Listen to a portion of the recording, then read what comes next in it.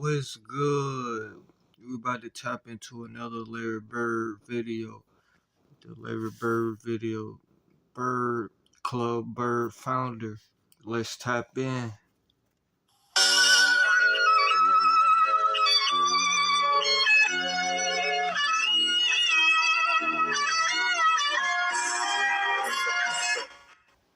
Possibly the greatest of all time. Today, we're looking at the legendary Larry Bird. When I go out and shoot around by myself, anywhere, before a game in the summer, I always try to start out about 15 foot from the basket and work my way around the perimeter just so I can get loose and then maybe go a little bit further out or a little bit closer. He carried his college team to a championship. I had some friends who I kept in contact with while I was still back here at Indiana State, and they never saw Indiana State or Larry Bird on TV. So because of the numbers that he would produce, they assumed that Larry Bird was a black player. And I thought, never thought of that, but they just thought that. I mean, he had an all-around game. I mean, it looked like you couldn't even tell. Like he didn't play like no white player on the court. I mean, if we just keeping it a buck, let's keep it a buck now. I mean, he had an all-around game, man. He was a bucket. Like, I mean, he was just on another level for real. Like, he didn't play like a white player on the court now. Like, you know what I mean? He didn't. He played like a brother now. Come on now. A guy can do that kind of thing as far as score and rebound and dish out the assist. Must be a black athlete. All-American, we go to the finals. We lose to Michigan State. After the game, he tells me, I need to go to the boys club and I need to work out and shoot. I need to work on my game. Hey, we had a great year, man. What are you talking about? I'm going home and I'm going to brag. I'm not going to play any ball, but that's just the difference. As a rookie, he took the Celtics to the conference finals. I came in to the league. I played a small town. I did very well. And everybody always said, you didn't play against anybody. I went to Indiana State, same thing. As a rookie, he led his team in points. Yeah, that's crazy, man. They said that man didn't play against nobody in the league. I mean, in college. But when he got to the league, he proved everybody wrong. He was a bucket. He had an all-around game. He led Boston to a championship with his teammates. But Bird was cold, man. Like, he proved a lot of people wrong. Like, Like, in his era, he was dominating for real. Like him, Magic, and Kareem, and then you had Bird, Dennis Johnson, Kevin McHale, Parrish. But Larry Bird was dominating his era, though. Like, you feel what I'm saying? Like, I do believe, like, he would have gave Jordan a run for his money because he was dominating Jordan in his era, you know what I mean? But I think Bird would have gave Jordan a run for his money, and in the 90s for real. If he didn't get hurt with Len Bias, they was saying Len Bias was like a LeBron before LeBron, and then you had Reggie Lewis. Like, come on, man. I feel like the landscape of the league would have changed. If Bird didn't get hurt, and then Len Bias and Reggie Lewis, like, the landscape of the league would have changed. Like, who knows? It would have been the Bulls and Boston.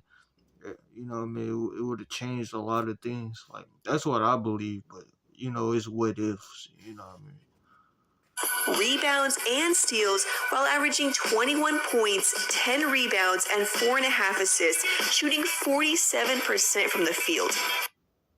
A favorite Larry Bird story? Larry is such a unique personality. I don't have necessarily stories of him. What challenges me is I marvel at people who think the guy is a hick. Larry is one of the smartest, pragmatic people I know.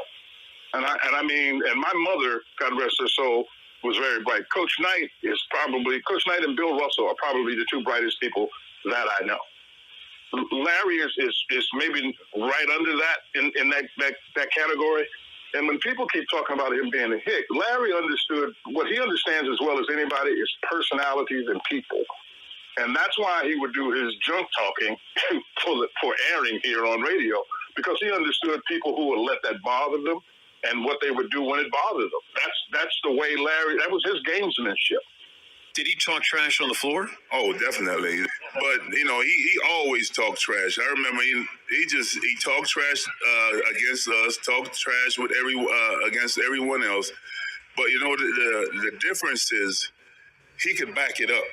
He could back it up.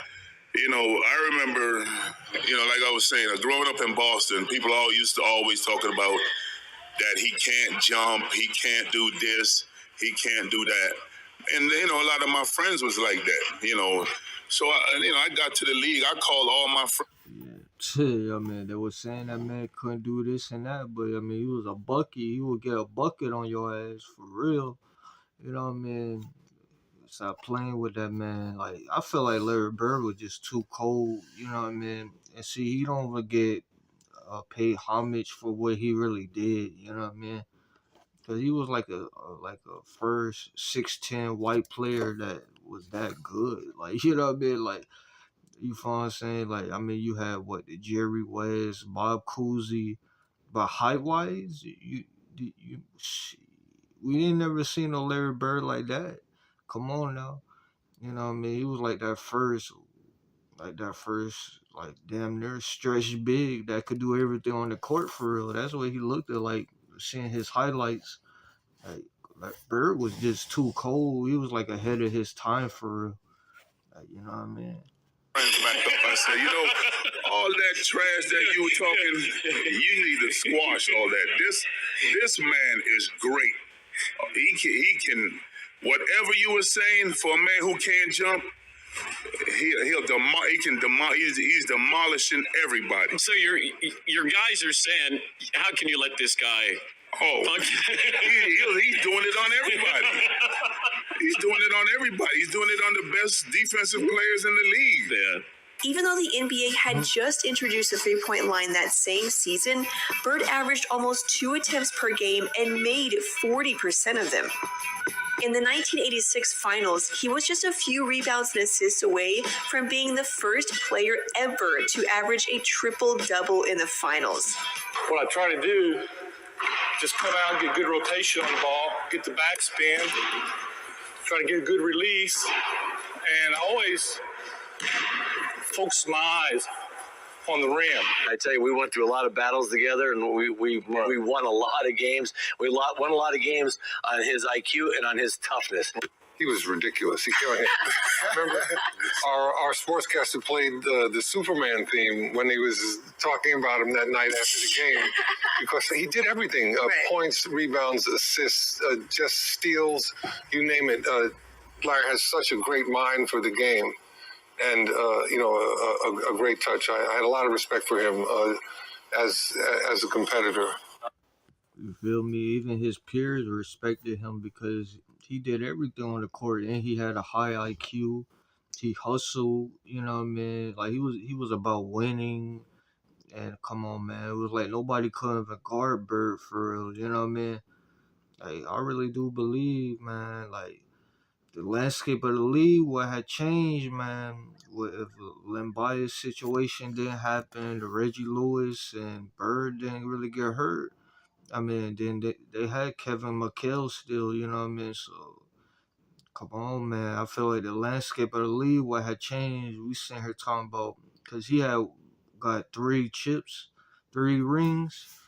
That man probably could have had one damn 7, 8 rings probably, you know what I mean? If that situation didn't happen, because they had the depth, you know what I mean? And I believe they still could have made it work, you know what I mean? Come on, man. Like, a lot of things what had changed, like the landscape of the league. You know what I mean? I feel like Bird could have had probably 1, 7, 8 rings if that situation didn't hurt. When he didn't get hurt, and the Len Bias and the Reggie Lewis. It's a what-if situation, but, he probably could have, you know what I mean? We really don't know. He is arguably the most clutch player in NBA history. While his wars were with Magic, his battles were waged with the rest of the league. It was a tie game. They had the ball, and DJ was stalling the basketball. And Larry was kind of standing outside behind him, like denying him the ball. And they called a timeout. And he turned around and looked at me and said, "I'm going to score right here on you." And I said, "I know you will. I'll be ready." 10 seconds. 5, and Bird has the basketball. Look out. 2 seconds on the clock. And timeout used by the Sonics. He shot a turnaround jump shot. I just looked back and the ball just Look at that, man. Clutch, the opposing bench, even cheering for that man. Like, they couldn't even believe that man was too cold. You know what I mean? He didn't play like no white. You know what I mean? He didn't really play like no white player, man. He played like a brother, for real. You know what I mean? I mean, but Bird was just too cold. He was just too ahead of his time. Like, you know what I mean? Like, and he don't get paid homage because it's like, I feel like he don't really get paid homage, but he would dominate easily in today's era. You know what I mean? Easily. Like, he was a walking bucket. And he had an all-around game. Like, you know what I mean? That's the underrated part about his game. Like, you know what I mean? We see the three-point shooting, and he had that jumper, but he had an all-around game. He was he hustled. He was about winning. He played defense and everything. You know what I mean? Come on, man. That's crazy. Hit all net. And he said, "I told you so." Another time it was when we was playing him. He had like 42. Kemp was a freshman. He told Sean Kemp that I'm the best player to ever come from Indiana and shot a three-pointer in his face, all net. We was like, Larry uses picks probably better than the players that ever played the game. And Larry was on the box, and Robert Perry was coming down to set a pick on me. The Chief didn't shoot, didn't throw a good pick. So while Larry's in the air, he's got the ball right here, and he's screaming at Chief for not setting the pick. And I'm like, he's screaming at a guy in the air for not setting the pick, and he makes the jumper. I'm like, I couldn't believe that. MJ's Chicago Bulls were swept both times they met Larry Bird and the Boston Celtics in the playoffs. He was MVP 3 years in a row while only missing 3 regular season games and averaging 26 points, 10 rebounds, and almost 7 assists per game. Let me ask you this. Is it fair for me to believe that even black fans, after a while, were perfectly willing to acknowledge that Larry Bird was the baddest white boy ever to shoot a basketball? Oh, that's easy. Okay. Oh, that's easy. I mean, I can tell you right now, Larry Bird could walk, literally in his heyday, he could walk into any black neighborhood in America. And they'd be like, "Hey, that's Larry Bird. Come on over," because he could ball. He could ball. And Dominique Wilkins, said it best, that's a bad boy. Yeah, like, I mean, Bird was just too cold, man. Like, he was just too cold. You know what I mean? Like, I feel like Larry Bird, like how like people early on probably didn't acknowledge Eminem in the hip hop game. You know what I mean? I feel like Larry Bird, I mean, is a big difference. You know what I mean? But Bird was like that guy in NBA. You know what I mean? Like he had to prove himself when he got to the league, and you know what I mean. He was just ahead of his time. Like he just displayed art. He just displayed fantastic playing. He hustled, you know what I mean? Like, he was ahead of his time. Like, you know what I mean? They proved the naysayers wrong. And they proved the haters wrong. Like, that man could do everything, you know what I mean? He perfected his craft. And the crazy thing was, you know what I mean, we didn't even really see longevity of his career, you know what I mean? Like, he could have still dominated longevity of his career if he didn't get hurt, you know what I mean? That's the thing about Bird that's slept on, and we really don't talk about like that. You know what I mean? Come on, man. I'm telling you, man, like Bird could walk in any neighborhood, you know what I mean? And he would still give you a bucket. You know what I mean? Come on, man. Ain't nobody could guard that man. That man was like the first stretch big, the first stretch 6'10" big for real on the court. He once scored 20 fourth-quarter points over Dominic Wilkins to seal a playoff victory. Going against a guy with a competitive edge like you've never seen, and a guy that you couldn't make mistakes against because he would find a way to hurt you. And not only that, let's give Larry Bird profound respect. When you could play, first of all, when Larry Bird sat up there and said he didn't see color, I want everybody to know it was truly believable in the black community. Everybody looked at him. Oh, we believe that because Larry Bird didn't care. You could either play or you couldn't. Even though Larry Bird is appreciated among NBA fans, some of his accomplishments have gone unnoticed. He was one of the first stretch fours. Right. We sit there. We talk about what's going on today. We talk about. Thank you. You know what I mean? He was the first stretch four, you know what I mean, in the league. You know what I mean? He was, you know what I mean? Like, just looking at it, like, he looked like he was like 6'10", 6'11", you know what I mean? Doing what he doing, and he had an all-around game, you know what I mean? Easily could have dominated today's era, you know what I mean? Like, come on, man. Like, this man could have easily averaged a whole lot of points in today's era, you know what I mean? And to be real with you, like, what? You know what I mean? That would have been crazy, you know what I mean? Seeing him in today's era. But, I mean, he was him in his era, you know what I mean? And people don't pay homage because they're looking at it like, oh, it was the old school and this and that. The old school paved the NBA to what it is today, you know what I mean? It wasn't for Bird, Magic, Kareem, and Dominique Wilkins, and then you had later down the line Jordan, and you had the rest of the other players down the line. Like, if it wasn't for them, like, you know what I mean, the NBA wouldn't been what it was today because they basically got influenced by what the league is today. You know what I mean? Like, they set the bar, you know what I mean? Before them was the Bill Russells, Wilt Chamberlains, and then you had plenty more other players, but I'm saying, like, come on, man, like, Bird would just, come on, man, like, you know what I mean? He was ahead of his time for real, you know what I mean? About a guy who was 6'9", 6'10", playing the four, shooting threes. That was unheard of back then. My money, Larry Bird is the greatest big man in terms of shooting the ball ever. I take Larry Bird over Dirk Nowitzki because Dirk is a great shooter. Larry Bird was a break-your-heart shooter. He averaged almost as many career rebounds as Shaquille O'Neal and more assists than Damian Lillard has so far in his career. You know, the age-old question is, Timmy, could he play in today's game, right? Because everybody now is bigger, stronger, faster, jumps higher. Is that true? Because I look at Larry Legend and I go, Larry Legend is a legend for a reason, and he can play in any era. Well, I think his game would have had to adjust to the height, size, and athleticism of the games nowadays. But think about this. He would have torched a guy like Karl Anthony Towns. These young guys with his basketball IQ, he was a grown man. 3 years of college. And before that, we might have never knew about Larry Legend. He was hauling garbage. Started off in Bloomington at IU, didn't work out there, goes back home, contemplates ever playing again. The fact that he was a grown man against these 20-something-year-old kids, he would have had his way. As a caveat, growing up, I hated Larry Bird. I was a Sixers guy and Julius Erving.